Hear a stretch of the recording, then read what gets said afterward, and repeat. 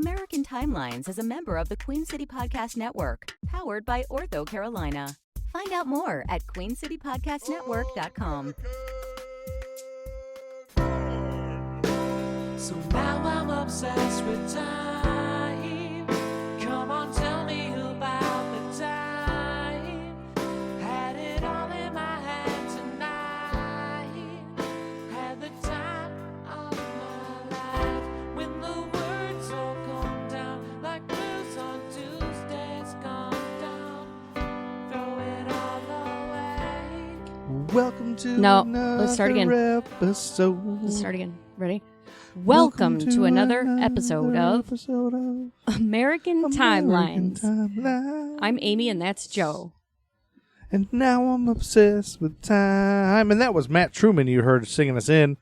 If you've ever wondered who the great musician is, that's Matt Truman from Matt Truman's Ego Trip, That's right. the greatest American band by their music. And we are in 1952, in October to be precise. Yeah. And we are all by ourselves again today. We are. We're guest-free this week. Yeah, Because sometimes, fuck the guests. You know what I'm saying? that's right. Nah, I mean. So let's jump right in. Yeah, so we're going to jump right in. We're in October, and we're going to cheat a little bit. We're going to put a little bit of November in this October 1952 episode Right. at the end. Okay. So we're going to start with, I got some simple things this week. October 3rd, 1952 was the first video recording on magnetic tape in Los Angeles, California. Oh, like you're talking Like audio tape, VHS tape. It's the first time they've ever recorded anything on magnetic tape. okay.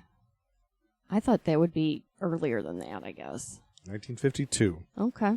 Before that, I guess I don't know what did they record anything? Like, Yeah. remember when they did. admitted the phonograph? Well, they had records. movies and stuff. Yeah, And that's right. Yeah. But not magnetic tape. What did they put it on? I Old don't film, know. like film. Celluloid? Celluloid, maybe, yeah. Yeah. But celluloid burns. Cellulose. All right, what's next? I don't know technology about No, that me stuff neither. much. October 7th, Joseph Woodland and Bernard Silver received the first patents for optical barcodes on October 7th. Oh. Now, that seems early for that. For October 7th, 1952. To be Like barcodes? the same month they got optical barcodes that they first did magnetic tape. Yeah, that is weird. Also that same day, American Bandstand premiered. Originally called just Bandstand. That show is so fucking old. It's so fucking old. It premiered on a Philadelphia TV station on October 7th, 1952.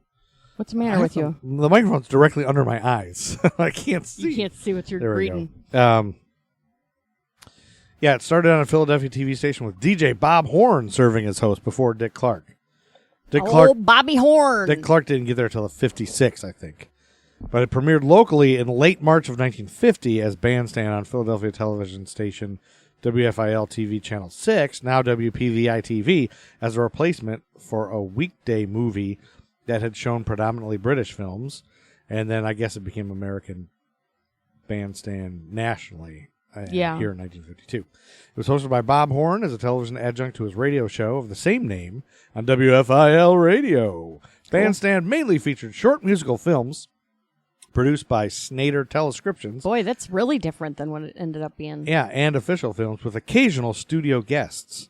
This incarnation was an early predecessor of sorts of the music video shows that became popular in the 80s. Yeah. Featuring films that are themselves the ancestors of music videos. Horn, however, was disenchanted with the program. He was like, fuck this noise. So he wanted to have the show changed to a dance program with teenagers dancing along on camera as the records played. Man, I want to get some teenagers in here. Yeah. God damn, I hate this format. Let's get some teens in here. Based on that idea that came from a radio show, he based that idea from a radio show on WPEN, the 950 Club, hosted by Joe Grady and Ed Hurst. This more familiar version of Bandstand debuted on October 7th, 1952, they were talking about, in Studio B, which was located in their just completed addition to the original 1947 building in West Philadelphia. Born and raised on the playground. No, is where they spent stop most it. of my days. Stop it. Anyway, That was always on Sunday afternoons when I was little. American Bandstand. Or like Really? late morning. It was right. Soul Train was on too. It's around the same time. They're kind of back to back. The studio couldn't fit more than 200 teenagers when they first did that. So anyway, and then fast forward to 1956 when Horn got fired after a drunk driving arrest, as WFIL and dual owner Walter Annenberg's The Philadelphia Inquirer at the same time were doing a series on drunken driving. So they had to fire him. And he was also reportedly involved in a prostitution ring and brought up on morals charges. So he was temporarily replaced by producer Tony Mammarella before the job went to Dick Clark permanently. Okay. Little background on American Bandstand, a little scandalous. Okay. And then on October 7th, that same day, the Yankees beat the Dodgers 4-3 in the 49th World Series. All right. And it just so happens that you can watch this entire Game 7. It went into 7 games, which is a big deal. It was close. You can watch the entire Game 7 on YouTube. Oh. Of the 1952 I will not World be Series. doing that. You won't be, but it's like very relaxing. It's like takes you to a simpler. That's how more all racist baseball time. is. Yeah, it all is. Yeah. Oh, and There's something about these old timey guys talking. Yeah. Anyway, this series featured the 3-time defending champions Yankees beating the Brooklyn Dodgers in 7 games. The Yankees won their 4th consecutive title, tying the mark they set in 1936-39 under manager Joe McCarthy. Casey Stengel became the second manager in Major League history with 4 consecutive World Series championships. This was the Yankees' 15th World Series win, and the 3rd time they defeated the Dodgers in 6 years. In Game 7, the tying game, Yankees second baseman Billy Martin made it a great catch, preserving the Yankees' 2-run lead. Also, the home run hit by Mickey Mantle during the 8th inning of Game 6 was significant because it was the first of his record 18 career World Series home runs. Wow. 18 home career runs. World Series home runs. Like, that's Wow. insane. Yeah. It's just crazy to think for me that you can watch on YouTube. I can watch a game with Mickey Mantle. Like, Right. in my mind, when I hear Mickey Mantle, that's like ancient history. That's like in my brain, it's as old as the pyramids. Well, I think it's a little. Anybody alive in 1952, you're older than the pyramids. No, that's you not shouldn't what I'm buy any green bananas. Yeah, I know. You're going to die soon. No, you're not. No, you might not. Don't buy any suits you need to grow into. But you can watch a game with Mickey Mantle and Billy Martin. Anyway. All right. Also, one thing, I've been sprucing in things, sprinkling in things that since that first episode of the 1952 year that we got in, I forgot all the things that didn't have dates, so I'm just sprinkling them in every That's episode. fine. So the B-52 bomber Yeah. started serving in 1952. Oh. It isn't being planned to be retired until the 2040s. By then, it'll have been continuous service for almost a century. Wow. But the B-52 bomber, I didn't get Yeah. that that's what the 52 meant. Oh, because it's 1952. I think that's what it It's means. yeah, it might as well. Yeah. Might as well be, even if it's not. Because I looked We're up gonna say it is. I think it is. I looked up the history of the B-52 bomber, and it was just tons and tons of pages on Wikipedia. Oh God, And it don't was worry. really, don't- really boring. Yeah. But I could gather from some of the stuff I was reading that they named them because there was like a 48 bomber and a 46 Oh, something else. Yeah. And I think they were named after the years, The 52 one is what they really liked, so they've stuck with it ever since. I guess. And the B-52s are a band It's true. that are pretty good. So you Love can't Shack, change. baby. Love Shack, baby, All right. Love Shack. You know, I think that the guy that sings in that band, Yeah. he might be gay. I think. I knew you were gonna say that. How'd you know? Why does it matter? It doesn't matter. Because gay is great. We should uplift him for being gay. All right. I'm let's just move my on. gaydar. It's my gaydar. You have gaydar. You always talk about your gaydar. All right. You're a gaydar. I am a gaydar. All right. What's next? October 12th, 1952. Mm-hmm. You know, a lot of times when I look this stuff up on Take Me Back To or onthisday.com, they have some dumb things, and sometimes I decide to just look up the dumb thing and see what I can find. It's interesting. Okay? The dumb thing was that on October 12th, 1952, KBTV, now KUSA TV Channel 9 in Denver, Colorado, an ABC channel, begins broadcasting. You know, at the first glance, you might be like, who cares? Yep. That's what I'd be like. Who cares about that? But I decided to see, like, you know, I would like to just give a shout out to, like, maybe somebody from Denver is listening, and they'd be so excited if we mentioned one of their local TV anchors or something, or their local station. Oh my God, they mentioned KUSA TV. And so I looked up just to see, like, do they have any goofy looking anchor guys or anything.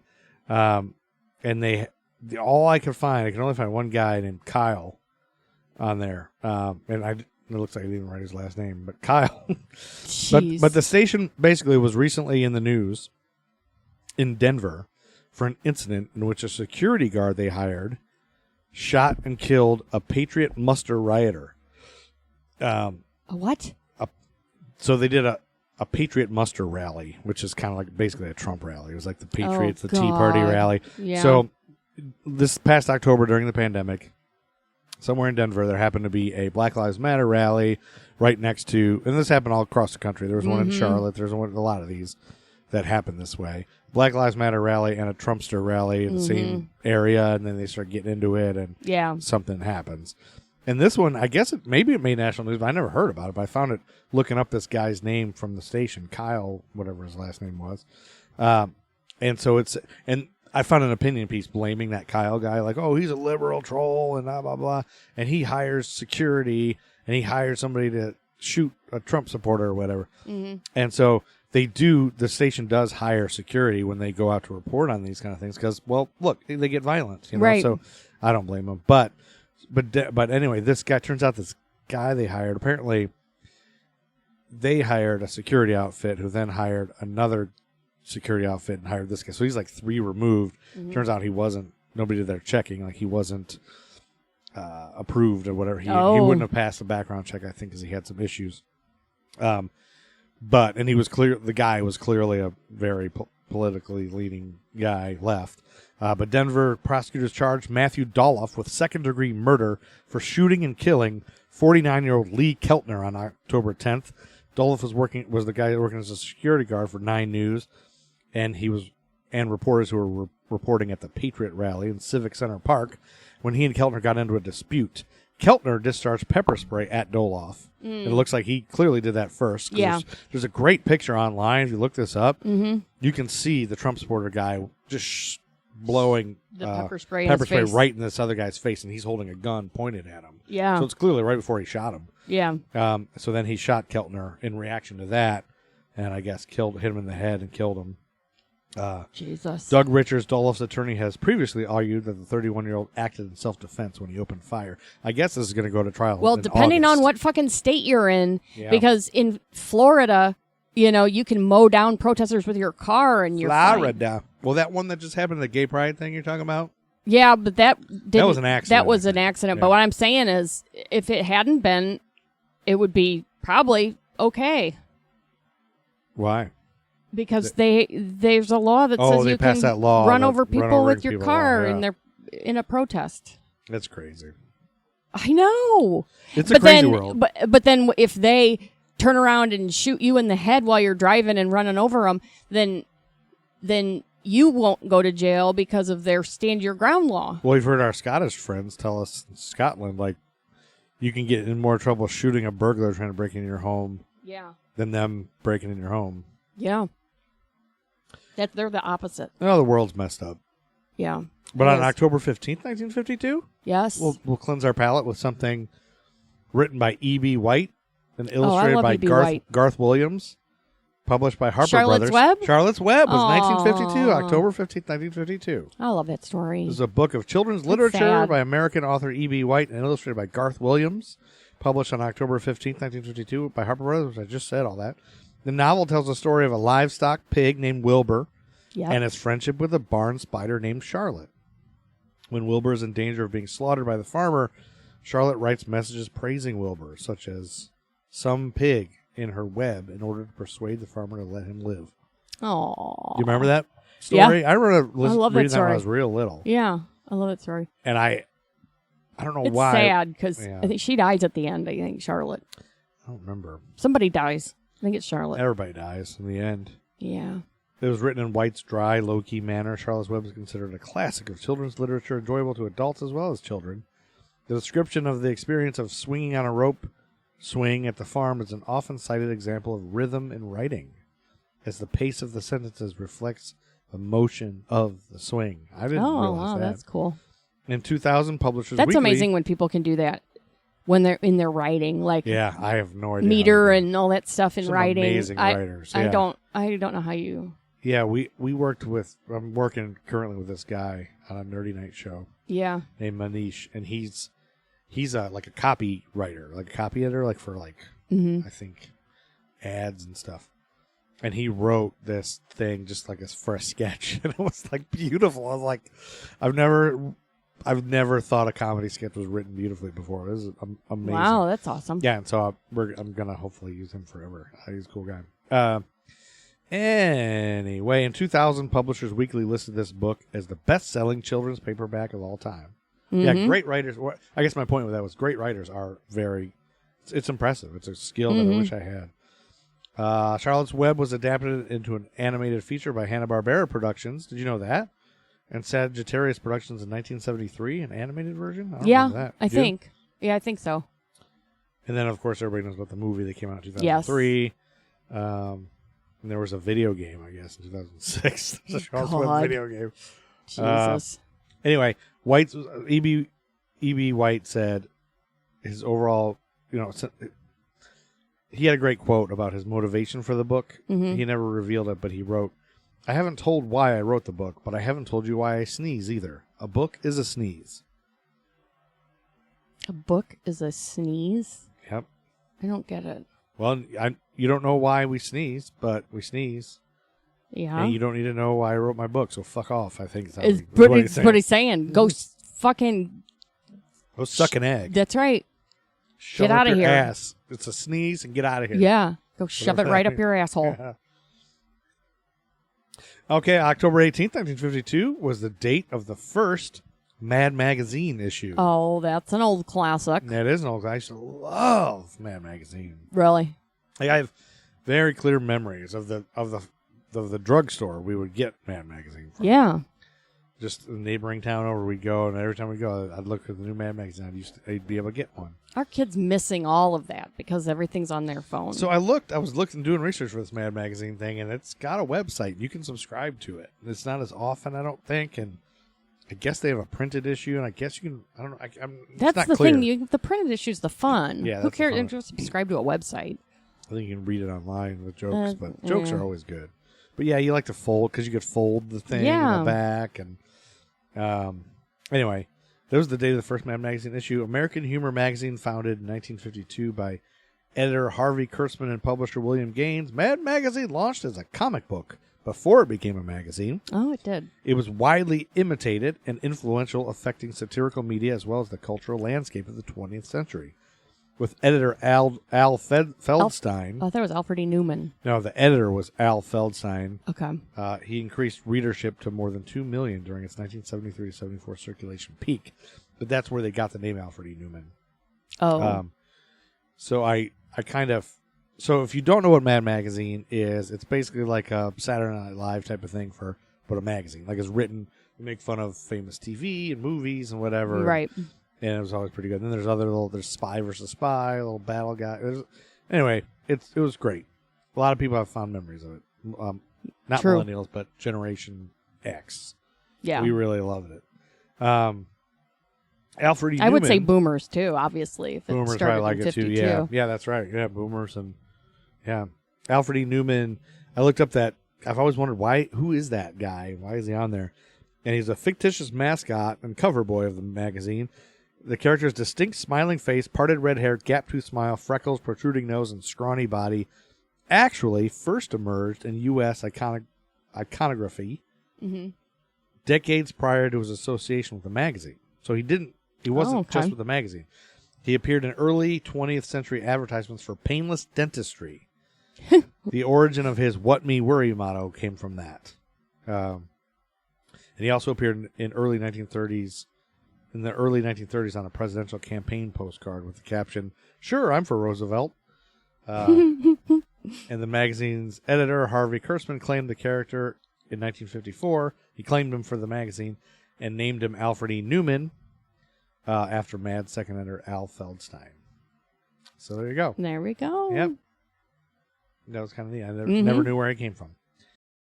Paranormal horror author Eve S. Evans introduces a brand new spine-chilling release. Supernatural 911 Calls, available on Amazon today. First responders with any real time on the job believe in ghosts. They've experienced events they can't otherwise explain. Same with other professions that deal with injuries, accidents, or death. Police officers, firemen, 911 operators, they've seen the worst that people can do to one another, and they've all had brushes with the unexplained. Don't believe in ghosts? This book might change your mind and steal any hope of sleep. These stories are unexplainable, true accounts from first responders, police officers, firemen, and 911 operators, told from the perspective of everyday people. Every single tale between these covers is 100% true. Think you can explain them? We dare you to try. And then we're getting through October quick. October 19th, Alain Bombard.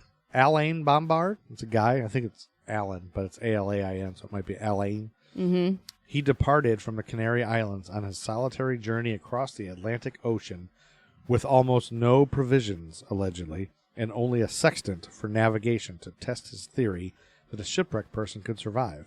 Whoa! So he was bound to go. He wanted to prove that he wanted could to go survive and take no crash? supplies. I mean, he just was out on his own, like just on a raft.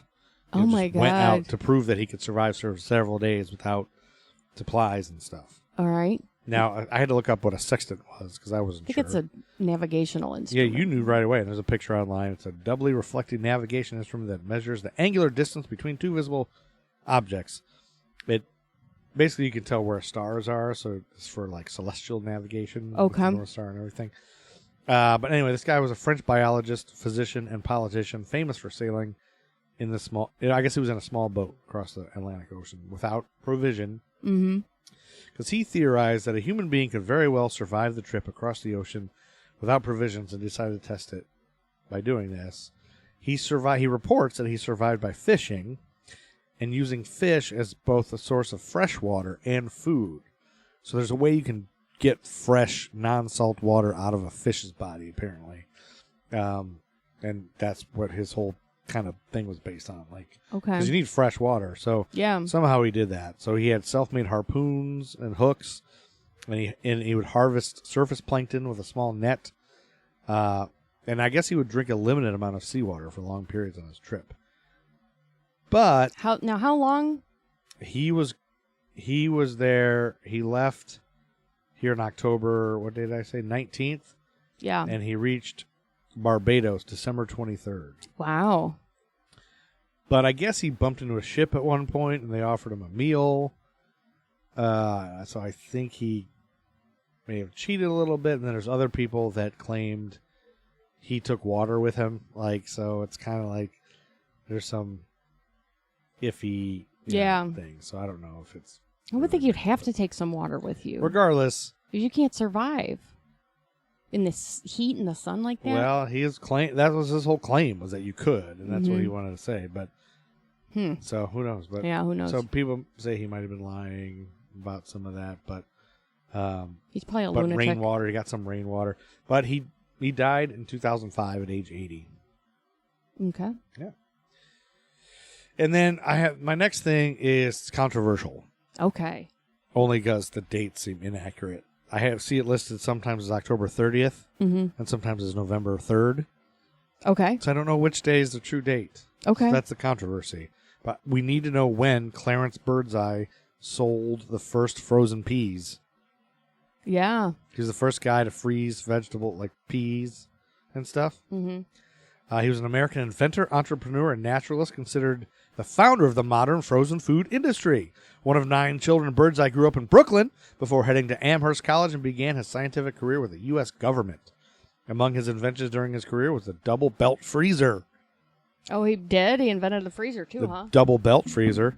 According to Eater.com, the frozen food industry would be nothing without Clarence Birdseye, the man responsible for Birdseye Frozen Foods. You see that they're still for sale, right? I would buy them. It's currently owned by Pinnacle Foods, Inc. People have been freezing foods as a means of preservation since as early as 1000 BC, when the Chinese We don't stored need to goods go in into ice the cellars. history The of Birdseye frozen figured out food. the logistics of selling frozen foods. How could he freeze it fast so it didn't deform the food tissue? Oh, he How would he flash package froze it? How would he transport the product? He had to figure out all that stuff. Yeah. So he was in Canada and all this other stuff. Anyway, So then we're not exactly sure. He did all this different kind of freezing. He used these. This was kind of interesting. He used, as a young engineer in Canada, he often froze his catch of fish after a day to keep it fresh. And he learned it from the Inuit, who would fish from holes in the ice and let it freeze instantly in the frigid temperatures. And he noticed when theirs thought it wasn't mushy like other frozen foods. And he thinks because it's like doing it so instantly. But he used he according to the Handbook of Frozen Foods, which exists, Birdseye placed food between two metallic plates at -13 degrees against a low convection tunnel to flash freeze the product. I said flash frozen. Flash freezing. Yeah, that's what you said. Anyway, so okay. Well, he's a brilliant man. yeah, he's a brilliant guy, and that's all I got for October of 1952. And so we finished October with no murders and no rapes, and this episode is over. Just kidding. No, We're gonna one keep more. going because Amy's got something. I do. And it's on November 2nd. You have something, I understand, the same day as a birthday. Cue the music. Amy hates birthdays. Amy hates birthdays. That's right. Aziz Yildirim was born November 2nd, 1952, the 36th chairman of the Turkish multi-sport club Fenerbahce. What? That's a Turkish multi-sport. All right. Fenerbahce. I'm going to talk about... The 36th chairman, Aziz Yildirim, was born. All right, we're done. We're done. Yeah. All right, I'm going to talk I about love you. the short, sad life of Derek Bentley. A short, sad life of Derek Bentley. And this, my main source is an article with that title Okay. by Jeffrey Watson. Jeffrey and Watson. Also, Is it Jeffrey with a G? yeah, Okay, and also Jeffrey. Murderpedia, Wikipedia combo.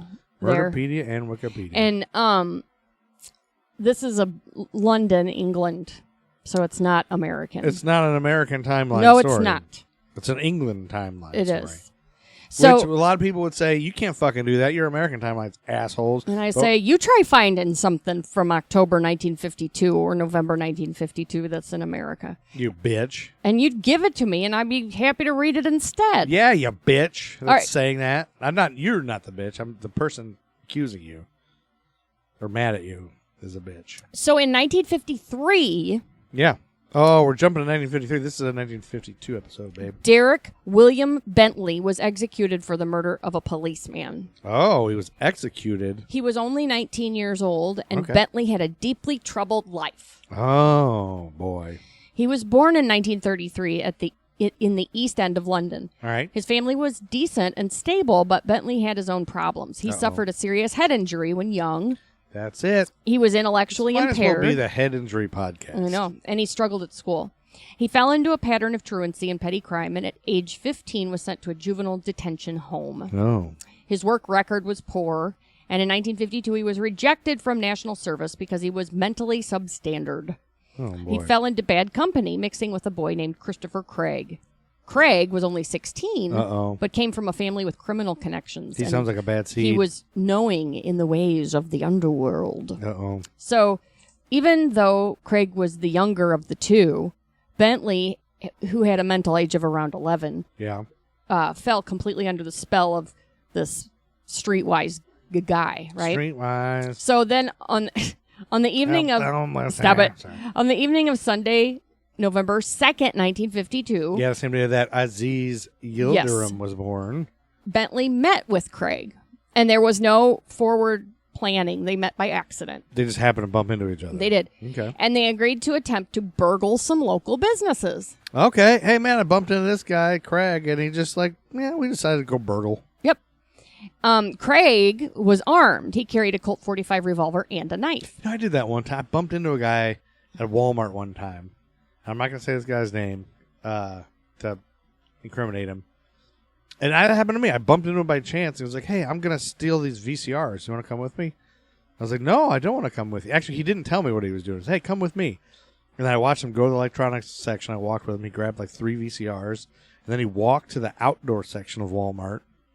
Like the outdoor thing. Like where you buy gardening I know what you're supplies or gonna whatever. say. And he put them like under the fence.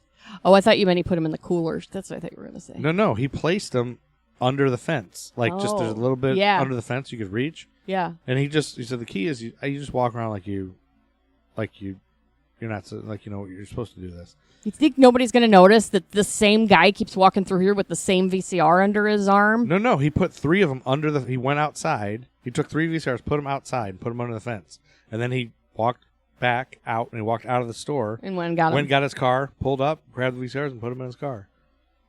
God. And I was like nervous and shaking, and I was like, "What are we doing?" I was just here to buy potato chips or something. I was like, "I'm like, now you can't do that because there's cameras everywhere." But this was in the 90s. Yeah. Yeah. Anyway, Man. but you could bump into somebody and get into crime.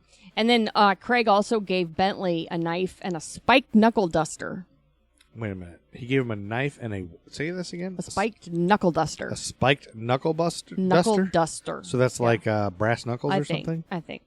That's a cool name. So they're spiked knuckle duster. Their target. I'll give you a spiked knuckle duster. See, sorry. Their target was a warehouse in South London, Oh, but they were spotted climbing over the fence, and somebody called the police. okay. The police cornered Bentley and Craig on the roof of the warehouse. You mean the 5-0? Yeah.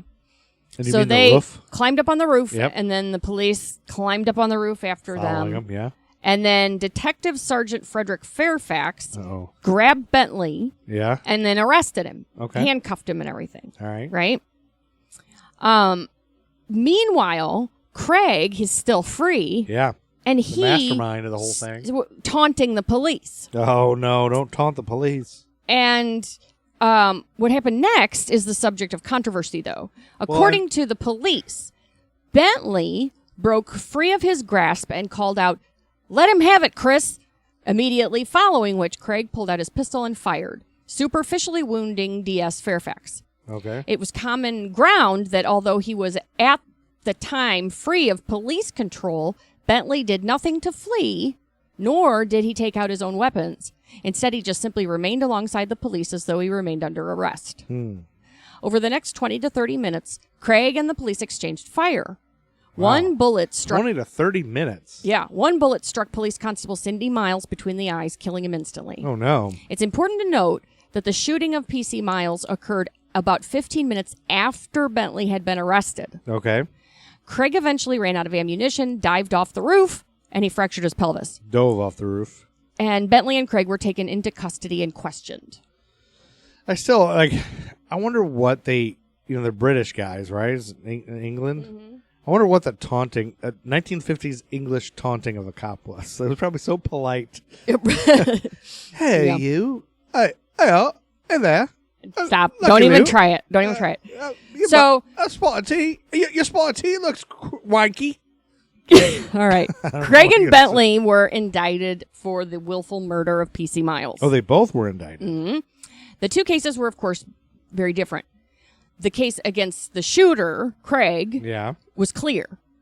And it was later described as very strong, and that any verdict other than guilty of murder would have been perverse. Yeah, he's the guy up to no good, right? Mm-hmm. The murder case against the non-shooter, Bentley, was much more difficult. Yeah, he's just a follower. To succeed, the Crown had to prove that Bentley was a party to a common purpose, which is an agreement with Craig that they would use any violence necessary to avoid arrest. Oh. But the Crown also had to prove, as part of this arrangement, that Bentley knew that Craig had a gun. Oh. The Crown case was that Bentley had that incited Craig to shoot PC Miles and relied heavily upon the words, "Let him have it, Chris." Bentley's defense was that he did not incite Craig, and he did not even know that Craig had a gun until the first shot was fired. Specifically, Bentley denied using the words, "Let him have it, Chris." He also relied upon the inferences available from the fact that he had remained alongside DC Fairfax, making no effort to escape or use his weapons. Let him have it, Chris. Craig was below the age of 18, so he would not face execution. Oh. Bentley, though, was not. That's the rub. The trial took place before Lord Chief Justice of England and Wales, Lord Goddard, between December 9th and 11th. There were many details to consider during trial. The prosecution wasn't sure how many shots were fired and by whom, and a ballistic expert cast doubt on whether Craig could have hit Miles if he had shot at him deliberately. The fatal bullet was not found, as Craig had used bullets of different undersized calibers, and the sawn-off barrel made the range from which he fired inaccurate. There was also a question of what Bentley meant when he said let him have it. If he even said it at all. They were considering if he meant hand over the gun or shoot it. Could be just hand it over. Let him have it. Yeah. Bentley was Drop it. examined by a psychiatrist whose report stated that he was illiterate and had developmental disabilities. Oh. However, the psychiatrist did state that it was his opinion that while Bentley was of low intelligence, he was not a feeble-minded person and was fit to stand trial. English law at the time did not recognize diminished responsibility due to developmental delay, though it did exist in Scottish law. Criminal insanity became the only medical defense to murder, and Bentley was definitely not insane. The jury took 75 minutes to rule that both Bentley and Craig were guilty of the murder. Bentley was sentenced to death with a plea for mercy on December 11th, 1952. Craig was ordered to be detained and was eventually released in 1963 after serving 10 years. Wow. He has been a law-abiding citizen ever since. Really? Bentley's lawyers filed appeals highlighting the ambiguities of the ballistic evidence, Bentley's mental age, and the fact that he did not fire the fatal shot. These efforts failed to reverse his conviction, however, and the death sentence was mandatory. At 9 a.m. on the morning of January 28, 1953, Derek Bentley was hanged at Wadsworth Prison, London, by Albert Pierpont.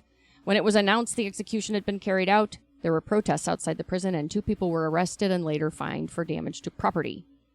And then this guy writes a book later, and he kind of says, that that he doesn't think that Bentley should have been executed, and also because he had developmental disability. Yeah, and the inconsistencies in the police and the forensic evidence and the conduct of the trial. Yeah. He thought that the police officer was actually killed by a bullet from a gun other than Craig's. Oh, and there's a third shooter? Well, because the police were exchanging fire. Oh.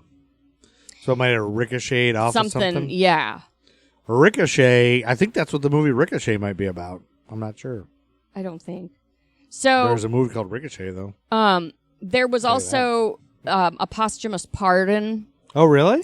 Posthumous pardon? I love posthumous pardons. Because there was a fundamental question whether he was even fit to plead. Yeah, maybe I don't love posthumous pardons. And his impairment was partly congenital. Okay. And it was worsened by the childhood head injury, and it was complicated by uncontrolled epilepsy that he also had. Oh, boy. Poor guy. The combination was very serious, and a review of his school and medical records showed that at the time he'd been assessed as borderline feeble-minded and educationally, quote, very retarded and quite illiterate.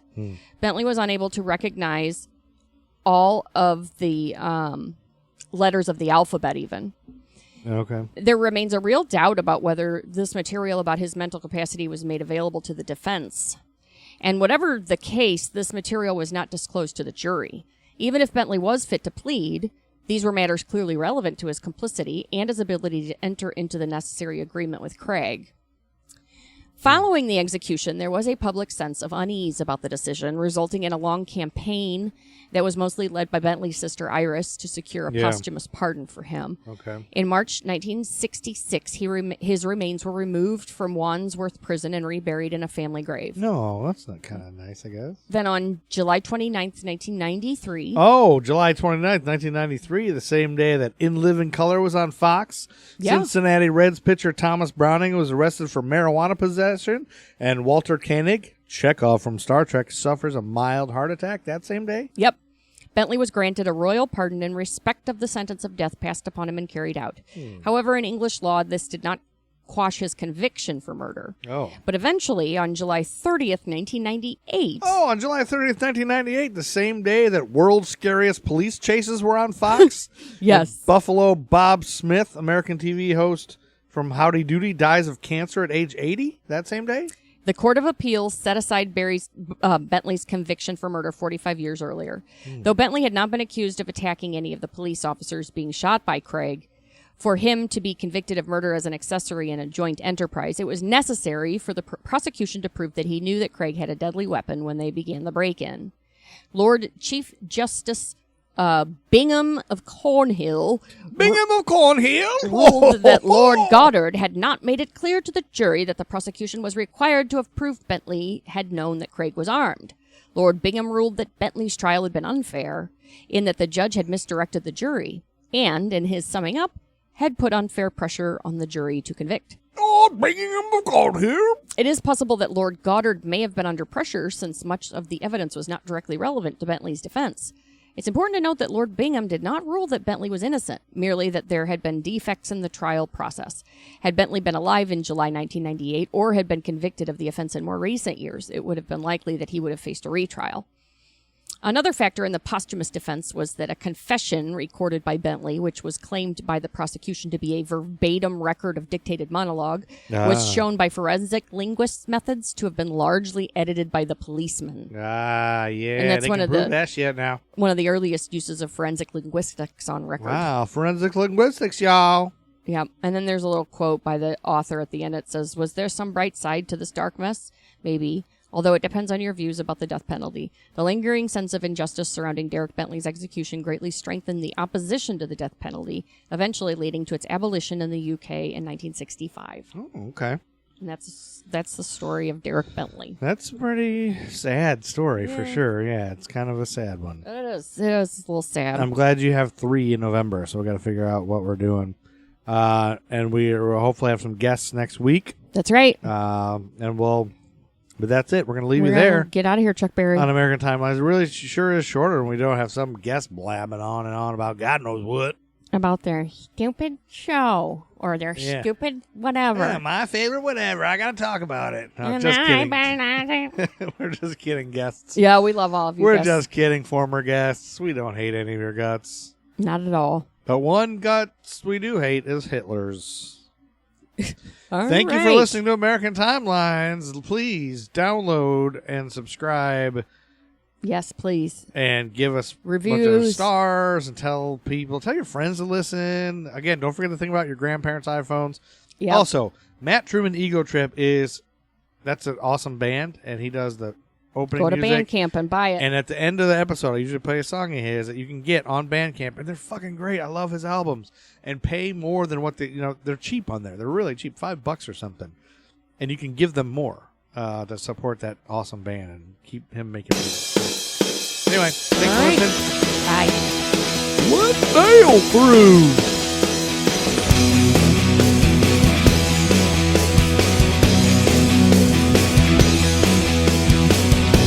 It seems like everybody here only thinking of next year. They don't understand the price of half the pages for tomorrow. See, I know it all, and the real world seems to shove down someone else's dreams. So they rest their heads on pillows that their fathers probably borrowed from shops at the mall. Have you ever led your life this way? I don't wanna grow up, please don't make me throw up. I don't wanna grow up, please don't make me throw up. I don't wanna grow up, please don't make me throw up. I don't wanna grow up, please don't make me throw up. So while you're dreaming about me, pick me up a new subscription. I'm still listening to New Edition, man. And you should come out of your shell. Do you really know yourself? It's the kind of thing that Matt Truman Ego Trip is the greatest band of all time. Buy their music.